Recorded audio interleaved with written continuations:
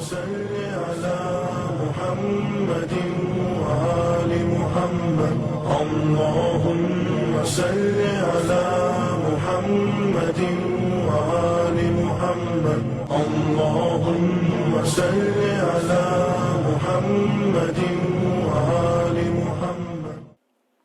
الحمد لله رب العالمين والعاقبة للمتقين والصلاة والسلام على أشرف الأنبياء والمرسلين. أما بعد، فأعوذ بالله من الشيطان الرجيم. بسم الله الرحمن الرحيم. يا أيها الذين آمنوا استعينوا بالصبر والصلاة إن الله مع الصابرين. صدق الله العظيم. رب اشرح لي صدري ويسر لي أمري واحلل عقدة من لساني يفقهوا قولي. All praises due to Allah subhanahu wa ta'ala, and peace and blessings be upon Rasulullah sallallahu alayhi wa sallam. Assalamu alaikum wa rahmatullahi wa barakatuhu. I hope everyone is doing well.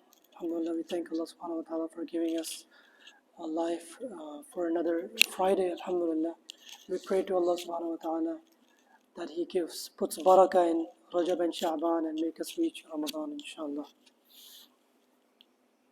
So today's discussion is about patience. Patience. It's a very broad topic, and a lot could be said regarding patience. But I'll try to summarize everything to the best of my ability in the next 20 minutes, inshallah. So in the beginning, I want to mention that, or remind us that, this whole world, another term for this world is Darul Imtihan, right? The place of examination, right? This world is also a place of examination.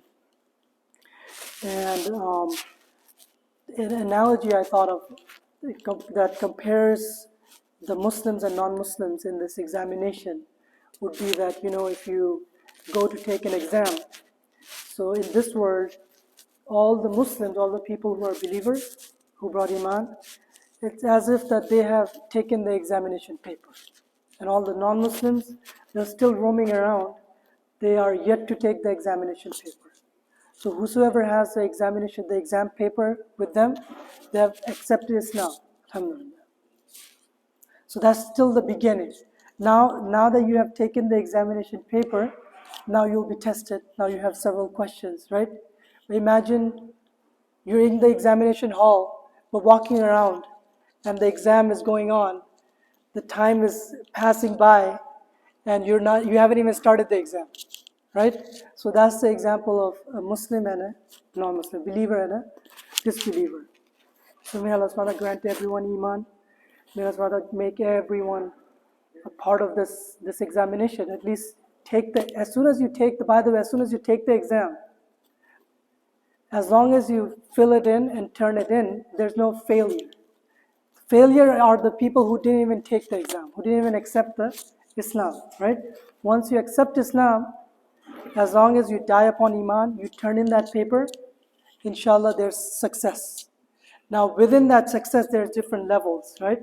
So that will be based on how you did on the exam. Allah subhanahu wa ta'ala mentions that do people think that just by bringing Iman, they'll be left alone? Do people think that they'll say Amanna and they'll be left alone? The answer, it's a rhetorical question, because the answer is no. So Allah subhanahu wa ta'ala is telling us that as soon as you bring Iman, you're not done. You'll continue having tests. Allah subhanahu wa ta'ala will test us. And the truly successful people will be the ones who will have patience. Who will have patience upon the tests. In another verse, Allah subhanahu wa ta'ala mentions, وَلَنَبْلُوَنَّكُمْ. Allah subhanahu wa ta'ala mentions that we will definitely test you. And Allah subhanahu wa ta'ala mentions several categories. So Allah mentions that we'll test you with fear, with life, with wealth, right? These are some of the major fears we all have. So Allah subhanahu wa ta'ala is saying that we will definitely test you. So once a person brings Iman, they're not done yet. That's just the beginning of test. Now be ready with all the tests that Allah subhanahu wa ta'ala could give you. Although we never ask for tests, right? We always ask Allah subhanahu wa ta'ala to give us just afiyah, just give us relaxation, give us freedom from any form of calamity or test. However, Allah subhanahu wa ta'ala does give tests. So every person's test is different. You know, in an examination, if you go to take an exam, everyone's exam is the same, right? But Allah subhanahu wa ta'ala's nizam is different. Each and every individual's exam is different. That's why some people say that, you know, some schools' examinations are unfair because every student is different. Every student's capability is different. Why are you testing all of them with the same exam, right? It's not fair. Allah subhanahu wa ta'ala is adil. So therefore, for Allah subhanahu wa ta'ala to be adil, and He is adil, and His adil shows up in the form of different tests for each and every one of us. Now, Allah subhanahu wa ta'ala mentions that وَبَشِّرِ الصَّابِرِينَ, that give glad tidings. That's what mentions that we'll definitely test all these guys, test you with all of these different things, and then Allah subhanahu wa ta'ala mentions وَبَشِّرِ الصَّابِرِينَ, that give glad tidings to the people who have patience. So now what is patience? So patience, sabr literally means holding yourself back. Holding yourself back. Understand? Sabr means holding yourself back. And in our Sharia, in our religion, sabr has three subcategories. Three subcategories. How many? Three subcategories, okay? And one of them is the one that we all know of, which is the sabr from calamities, right? When you have any calamity, something bad happens, you have patience, right? That's the sabr we all think of, right? But there's two more. There's two more. So the other two I'll quickly mention. The first one of them is that you have sabr upon obedience of Allah subhanahu wa ta'ala. Sabr upon obedience of Allah subhanahu wa ta'ala. What does that mean? That let's say you are obedient, you keep being obedient, but then there comes a time where you're not feeling spiritually high, right? You're spiritually low, very tired. You're traveling, for example. You came back super late at night from travel, and now you have to pray Isha, right? So over there, sabr is needed, that you continue that obedience despite not wanting to, despite your nafs telling you just go to sleep. Maybe I'll wake up early for Fajr. Maybe then I'll pray Tahajjud too. Your nafs might tell you that, right? Your lower self might tell you that, but sabr demands that you pray. You continue that obedience, that habit of obedience you have, you continue that. Understand? So that's sabr upon obedience of Allah subhanahu wa ta'ala. Even when you don't want to obey Allah subhanahu wa ta'ala, you're still pushing yourself to obey Allah subhanahu wa ta'ala. Second one is sabr upon refraining from disobedience. Sabr upon refraining from disobedience. So by default, everyone stays away from sins, but sometimes committing a sin becomes very tempting. Very tempting. You know, for example, no one's around, and then someone dropped maybe a whole big pile of cash, and now you're thinking no one's looking, and if I just take it, I won't even leave any trace, there's no cameras. So now over there, very tempting. Committing that sin is very tempting. Or you're someplace and something inappropriate shows up, right? Very tempted to look. At that time, if you have sabr, you have patience, that, you know, Allah subhanahu wa ta'ala, even though right now I am very tempted, but Allah subhanahu wa ta'ala has kept a huge reward for me in the hereafter, right? Jannah, and then the reward of all the lack of trials and the peace in the grave, right? And then on the day of judgment, all the peace, and then Jannah, all that is ready for us. If I just save myself from the sin, person has sabr, it doesn't commit that sin, that's considered sabr upon staying away from disobedience. That's the second one. And back to the third one, which is sabr upon the decree of Allah subhanahu wa ta'ala, right? Sabr upon the decree of Allah subhanahu wa ta'ala. Normally we think that this is the only sabr, but there's the other two as well. Now this one is it's huge. It encompasses a lot of things. It could be something as severe as a close one passing away, right? A very close relative passing away, maybe someone's sibling, someone's parents, or someone's children passing away. So that this requires a lot of sabr, right? And Rasulullah sallallahu alaihi wasallam mentions that this holding back, yourself holding back, this happens at right when that calamity strikes, right when the calamity happens upon you. That's when you need to have sabr at that time, not 10 days later, not a month later, right? Because a month later everyone's going to be calm, right? The sabr that is demanded of you is in the beginning, initial stage. Sometimes, once I met a person that one client of mine, he says that he doesn't believe in Allah subhanahu wa ta'ala. But by name he was Muslim. He says, I don't believe in Allah subhanahu wa ta'ala. So I said, what happened? He says that my son passed away in a car accident. My 21-year-old son passed away in a car accident. So why me? So that was the question. So it's as if he was questioning the decree of Allah subhanahu wa ta'ala. Right? So he is going against Allah subhanahu wa ta'ala. It's as if he's saying he is disagreeing with the decree of Allah subhanahu wa ta'ala, and therefore he started disbelieving in Allah subhanahu wa ta'ala. May Allah subhanahu wa ta'ala save us from that. So this is something real. This happens. People leave the fold of Islam just because of lack of sabr. You'll see some people, they go into so much stress and a lot of depression, they end up committing suicide. That's also lack of sabr. When a person commits suicide, that's lack of sabr. He could not hold himself back and then he committed suicide. So then the punishment of that is hellfire. Understand? So may Allah subhanahu wa ta'ala give us the strength. However, there's a caveat. Like when a calamity happens, when you lose a close one, you're allowed to grieve. Right? You're allowed to have some grievances. You can say things of grievances, but what you're not allowed is hitting your face on the wall and then slapping your face and all of those things. We are not allowed to do that. Understand? But what you could do is you can express your grievance. You can express that. You can have tears. You can cry, but you cannot make a scene by doing those extravagant things. Understand?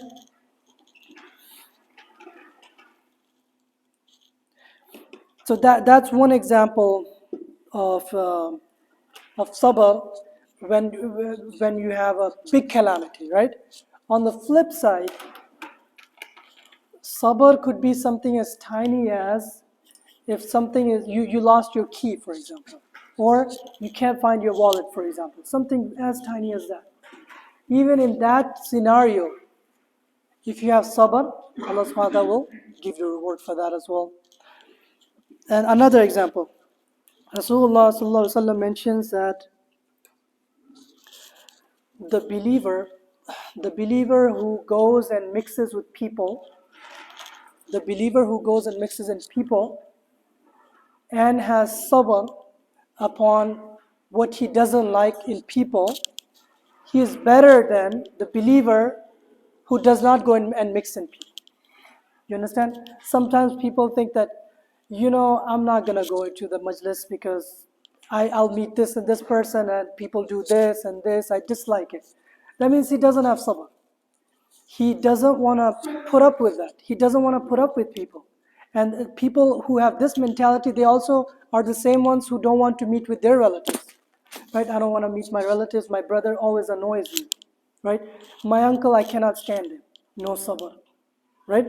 So Rasulullah sallallahu alaihi wasallam is telling us even in these aspects you need to have sabr.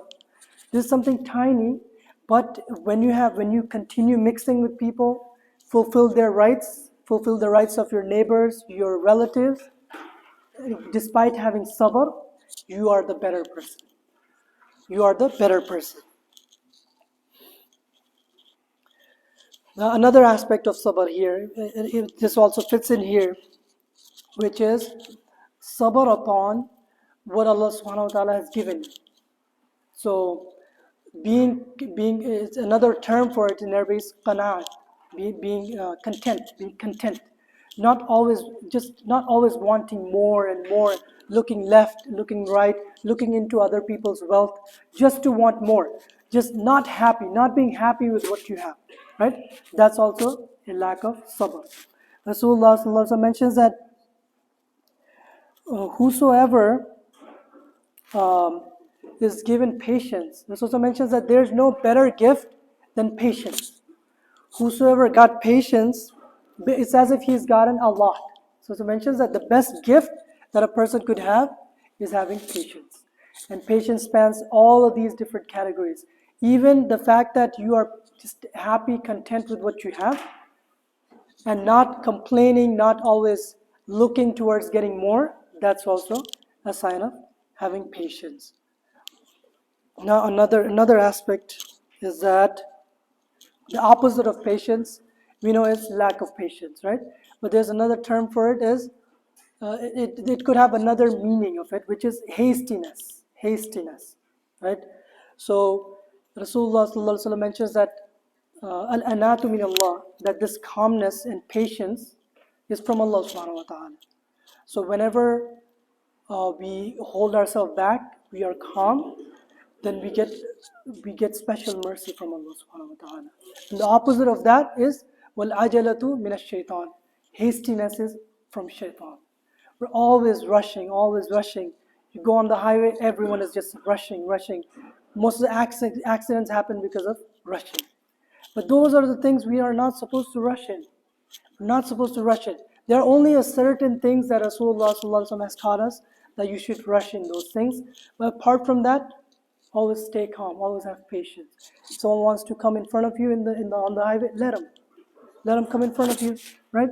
Just have patience. Understand?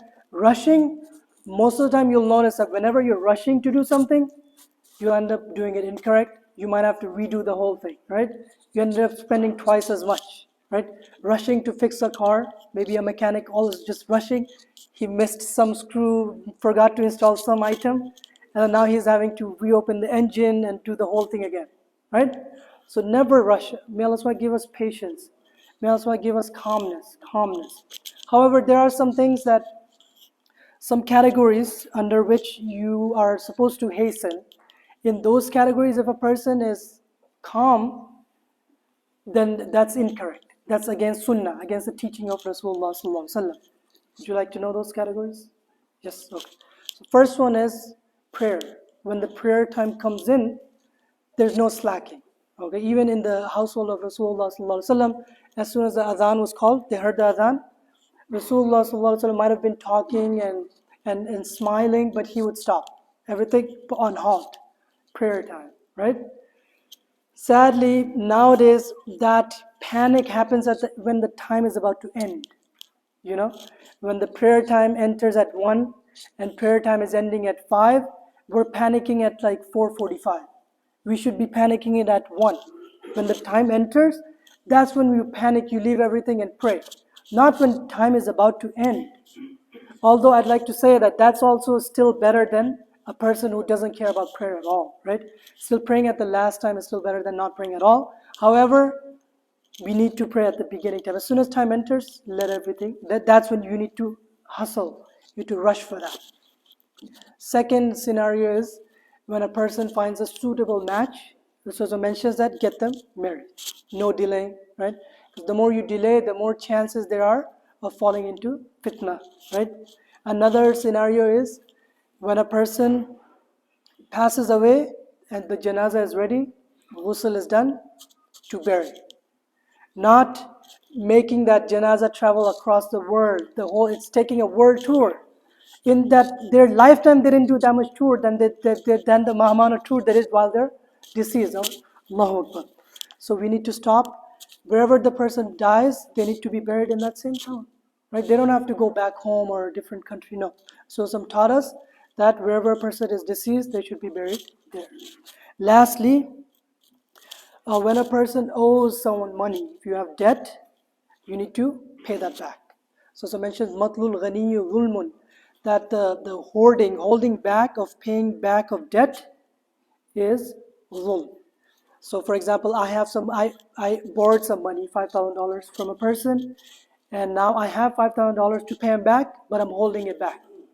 I'm thinking, oh, that person is rich, he's a millionaire, he doesn't need $5,000 right now. That doesn't matter if that person needs it or not. Me holding it back is zulm. Understand? So we need to pay that back. No patience in that. We need to rush in that. And then lastly, I'll just finish with some of the things, some of the rewards of patience. Mention some of the reward of patience. Rasulullah sallallahu alaihi wasallam mentions that when a person has any form of calamity and that person has patience, then Allah subhanahu wa ta'ala, with every instance of patience that person has, Allah subhanahu wa ta'ala removes the sin from that person. And that's not only it, Allah subhanahu wa ta'ala also increases his rank. Removes the sin and increases his rank. That's the first benefit. Second benefit, on the day of judgment, there will be an announcement made that where are the sabirun? Where are all the sabirun? And then it will be told that you can enter Jannah. So may Allah make us among those people. And then the last one,